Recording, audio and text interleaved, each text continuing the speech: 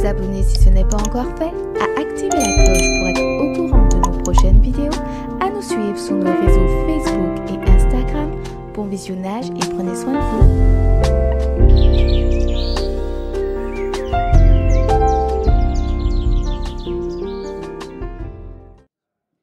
Bonsoir à notre réunion de prière du mercredi.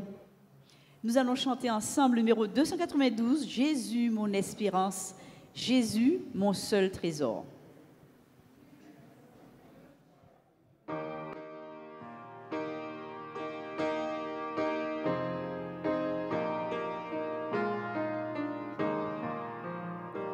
Jésus, mon espérance,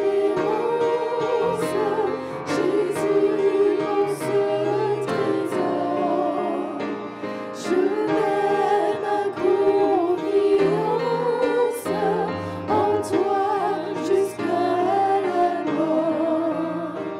De toi me vient la vie, de toi descend la paix. En toi joie infinie, je vis et pour jamais. Si fort divin modèle, croyez sous une croix, rends-moi toujours fidèle, aimant toujours tes lois. Jamais tu ne commandes ce qui serait trop lourd. Toujours quand tu demandes ta main donne en retour. Je veux dans ta lumière marcher le cœur joyeux, montant de la poussière vers toi dans les hauts cieux. C'est là est ma patrie, pays de mes souhaits. C'est là ma bourgeoisie, Jésus, dans ton palais.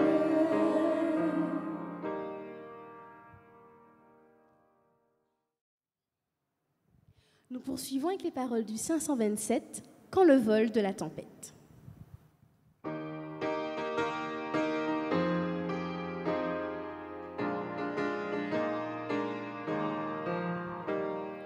Quand le vol de la tempête vient assombrir ton ciel bleu, au lieu de baisser la tête contre les bienfaits de Dieu, compte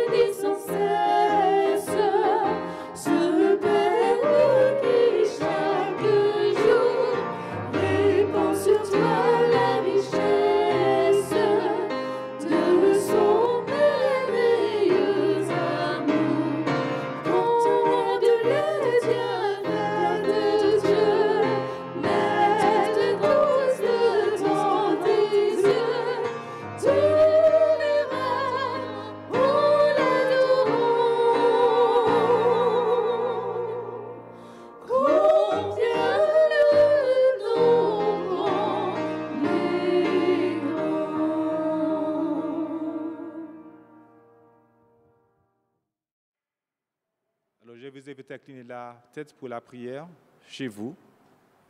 Notre Dieu, notre Père, nous te louons, nous te glorifions encore une fois de plus pour cette semaine. Nous venons, Seigneur, en ce milieu de semaine pour pouvoir prendre des forces en toi.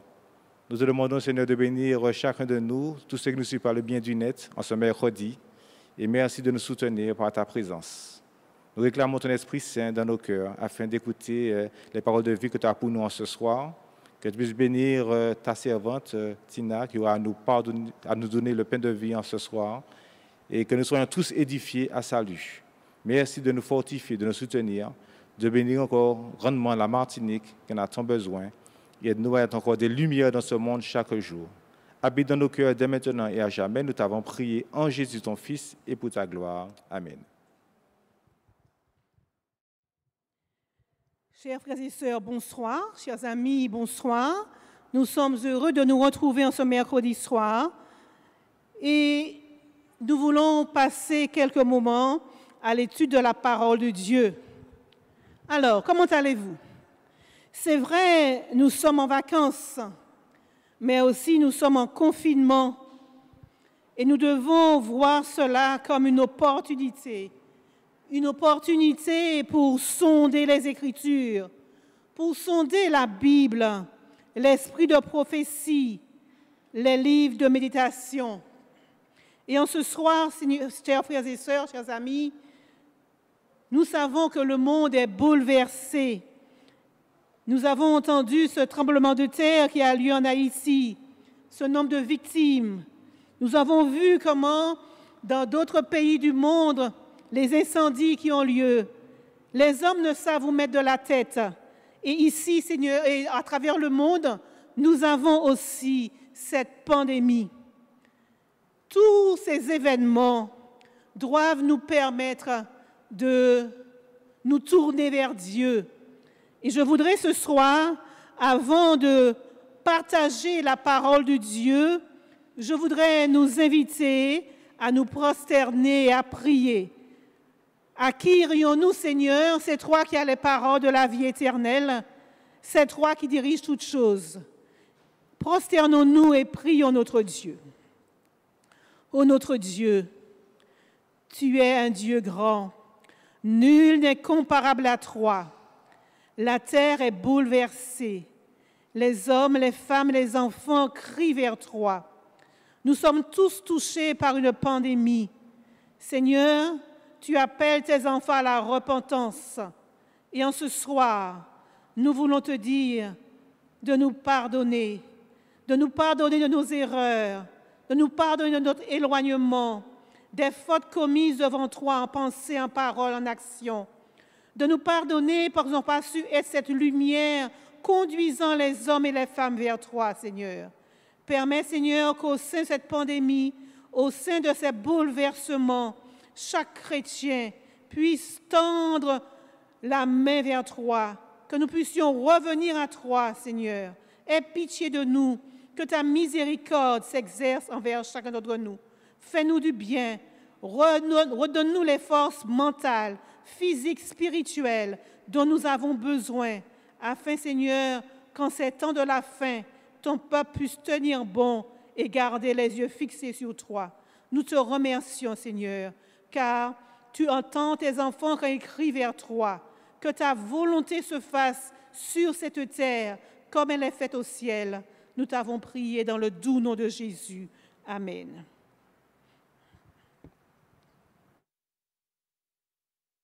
Dans les vacances, je consacre plus de temps pour approfondir notre littérature chrétienne.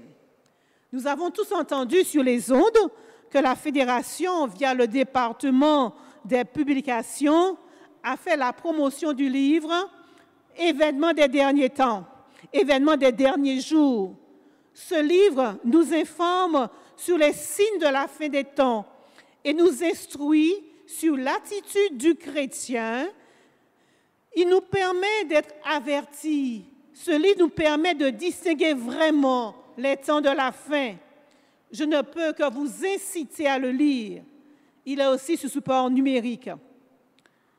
Durant ces quelques mois de vacances, je me suis aussi penchée sur l'étude du livre des Colossiens, à partir de la Bible du vainqueur, à partir de la Nouvelle Bible seconde, à partir aussi du livre de prophétie Conquérant pacifique et de Jésus-Christ. Et je voudrais en ce soir partager avec vous une réflexion sur les versets 14 et 15 de Colossiens 2. Nous allons prendre ces versets 14 et 15 du Colossiens 2. Nous allons d'abord lire dans la version Nouvelle Bible seconde. Cette traduction se rapproche un peu plus de l'original. Il nous est dit ici, Colossiens 2, versets 14 et 15, on a tous trouvé, on va lire ensemble. Je vais la lire parce que tout le monde, nous n'avons pas la même version. Il a effacé l'acte rédigé contre nous en vertu des prescriptions légales, acte qui nous était contraire, il l'a enlevé en le clouant à la croix.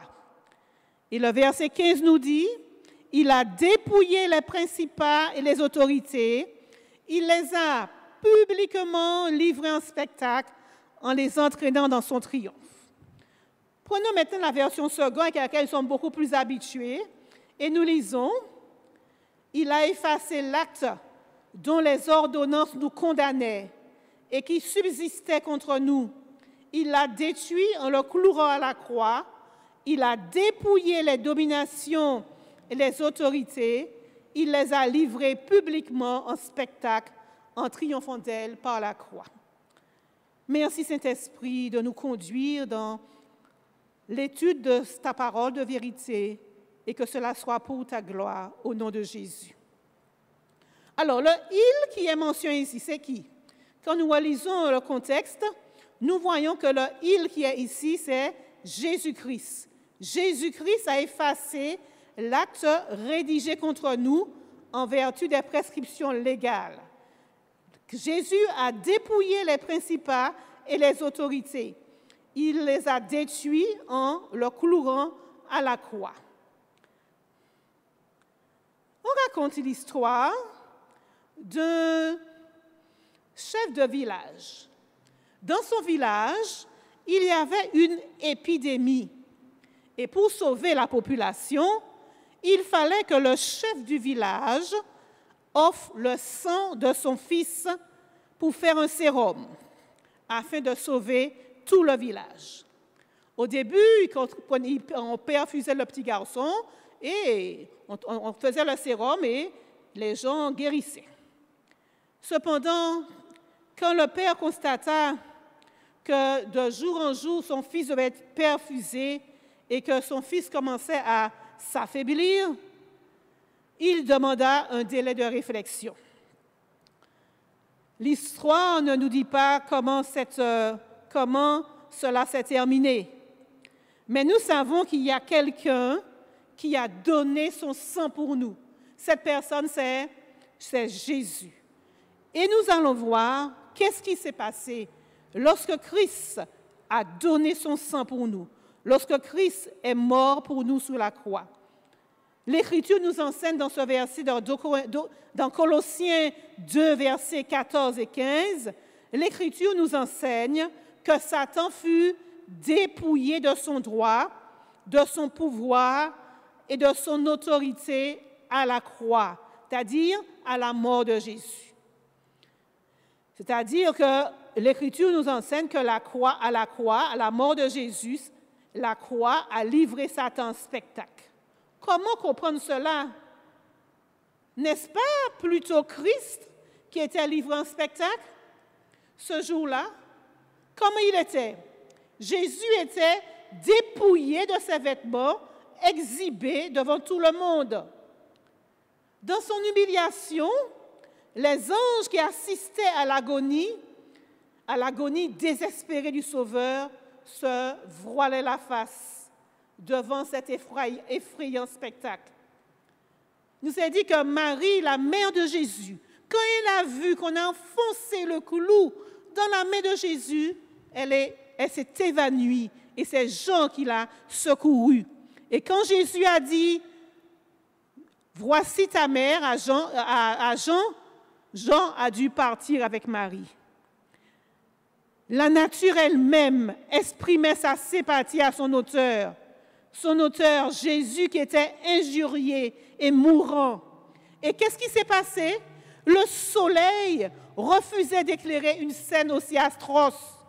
Et en plein midi, alors qu'il brillait auparavant de tout son éclat, le soleil disparut soudain. Une obscurité complète, semblable à un suaire, enveloppait la croix. Et jusqu'à la 9e heure, il y eut des ténèbres sur toute la terre. Dieu était-il présent? Eh oui, mes frères et sœurs, chers amis qui nous écoutez, Dieu et ses saints anges se tenaient près de la croix. Mais le Père restait invisible près de son Fils. S'il se manifestait, sa gloire, en éclatant à travers la nuit, eût anéanti tous les spectateurs.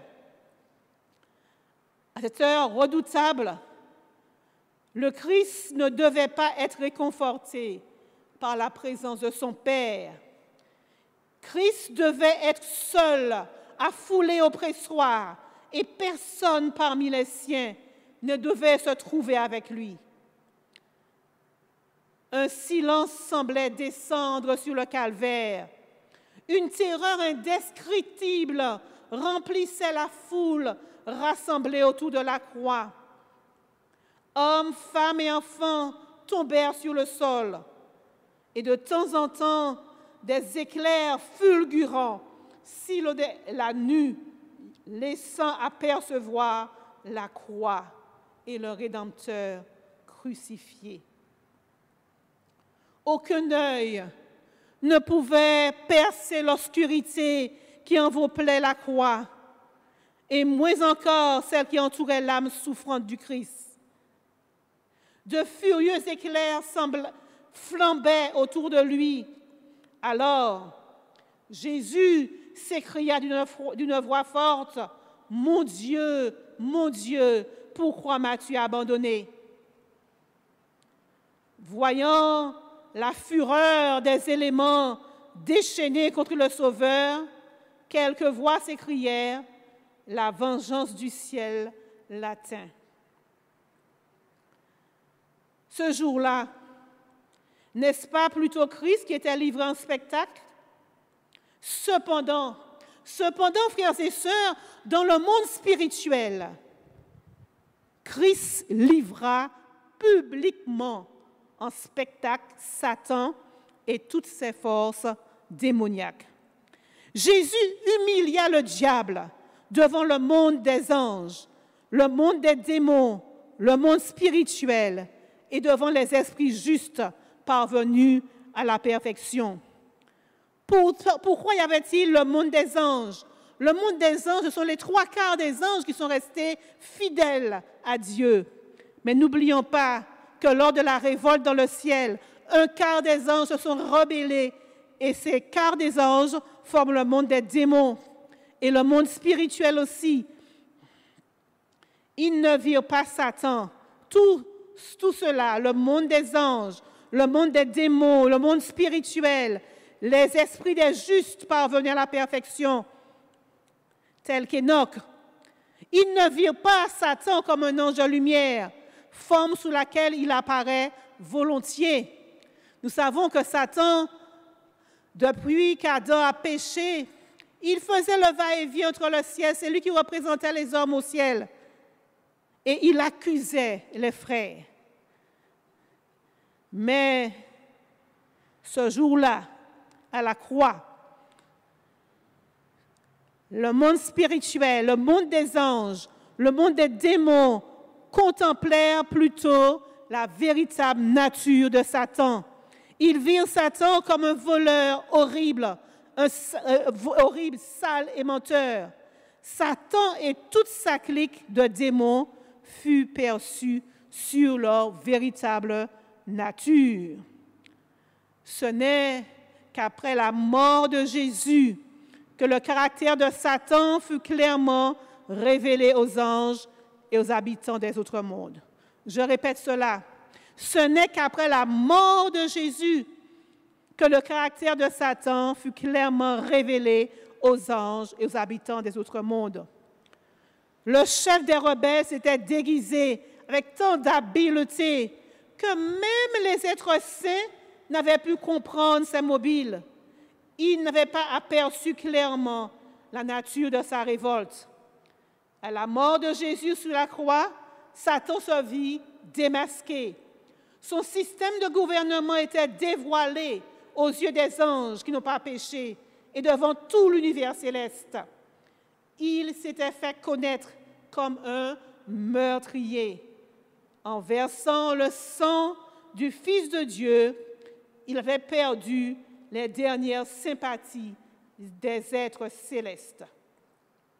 Un verset que nous connaissons bien, Apocalypse 12, verset 10, qui nous dit, lors de la mort de Jésus sur la croix, j'ai entendu dans le ciel une voix forte qui disait, « Maintenant est arrivé le salut, ainsi que la puissance et le règne de notre Dieu et l'autorité de son Christ. » Quand Jésus est mort sur la croix, cette voix fut entendue. « Maintenant est arrivé le salut, ainsi que la puissance et le règne de notre Dieu et l'autorité de son Christ. » Pourquoi? Car il a été précipité, l'accusateur de nos frères, celui qui les accusait devant notre Dieu jour et nuit. Désormais, à la mort de Jésus sur la croix, l'activité de Satan fut restreinte.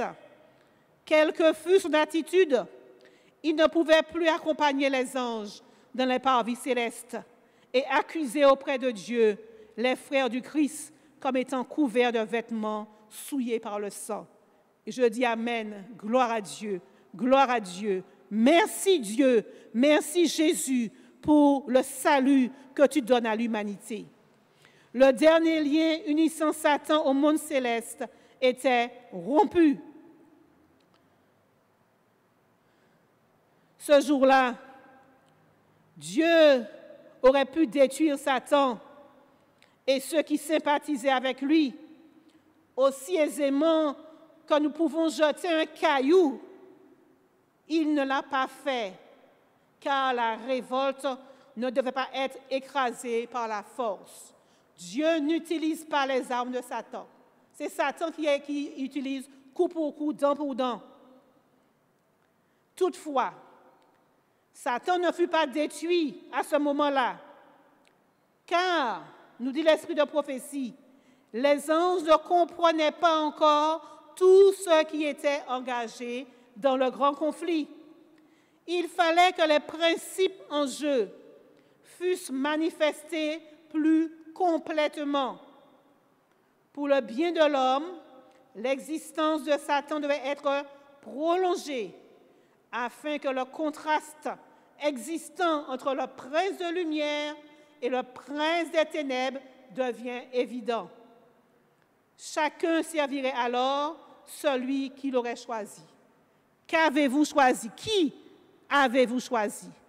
Le prince de lumière, Emmanuel, Jésus-Christ, ou le prince des ténèbres? Puisse que chacun de nous ici présents, tous ceux qui nous écoutent par le biais d'Internet, que chacun d'entre nous, nous puissions avoir, soit nous ayons choisi Jésus, le prince de lumière. Le dessein de Dieu était d'établir toutes choses sur une base éternelle de sécurité. Il fut donc décidé, dans les conseils du ciel, qu'un délai serait accordé à Satan pour lui permettre d'expérimenter les principes qui étaient à la base de son système de gouvernement, puisqu'il prétendait que ceux-ci étaient supérieurs aux principes divins. L'occasion lui fut donc offerte de les mettre en œuvre à la vue de l'univers céleste. Nous voyons comment Dieu agit, et c'est pour cela que le mal ne se reproduira plus au ciel. Les anges avaient donc de bonnes raisons de se réjouir en contemplant le Sauveur sur la croix, car bien qu'ils ne fussent pas encore à même de tout saisir, ils savaient que la destruction du péché de Satan était assurée pour toujours, que la rédemption de l'homme était un fait accompli, que l'univers était pour l'éternité à l'abri de toute surprise. Frères et sœurs, quant au Christ, Jésus comprenait parfaitement les résultats de son sacrifice accompli sur le calvaire. Jésus embrassait toutes ces choses dans son regard, quand sur la croix, il s'écria « Tout est accompli ». Merci Seigneur. Merci Jésus d'être allé jusqu'au bout, afin que chacun d'entre nous, nous puissions être sauvés. Que la grâce, que la gloire lui revienne et que chacun de nous ici présents, nous puissions nous ranger du côté du prince de la lumière, nous ranger du côté de Jésus. Amen.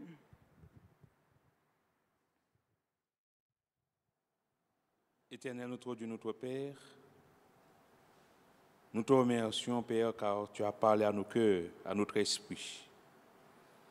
En ce temps où nous vivons, aide-nous à faire toujours le bon choix, celle de t'accepter de vivre avec toi, celle de te donner toujours la première place de notre vie. Et permets, Seigneur, que nous puissions marcher à genoux en ce temps difficile et que nous puissions être des enfants sur lesquels tu pourras toujours compter. Dans notre relation avec toi, nous puissions grandir en statut et en grâce. Fortifie ton peuple, Seigneur. Mets en nous ton amour, ta paix, ta grâce, ta bénédiction. Et permets que nous puissions, Seigneur, partager avec ceux que nous côtoyons. Que nous puissions approfondir notre connaissance dans ta parole de vérité. Et que tu te laisses trouver chaque jour par tes enfants. Ô Dieu, nous savons que nous allons vivre des temps en plus difficiles. Mais nous savons, lorsque nous sommes consacrés à toi, lorsque nous nous donnons la première place de notre vie, avec toi, nous sommes déjà plus que vainqueurs. Bénis-nous, Seigneur, sanctifie-nous. Bénis ton peuple, bénis tes enfants. Souviens-toi de chacun d'entre nous. Et ainsi, Père, entends-nous, rends-nous victorieux.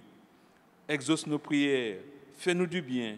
Nous t'avons prié, Père, nous t'en supplions, dans le doux nom de Jésus, pour ta gloire. Amen. Dans les moments difficiles, nous savons vers qui nous retourner. Quel grand secours d'être toujours protégés par Dieu. Chantons le 383.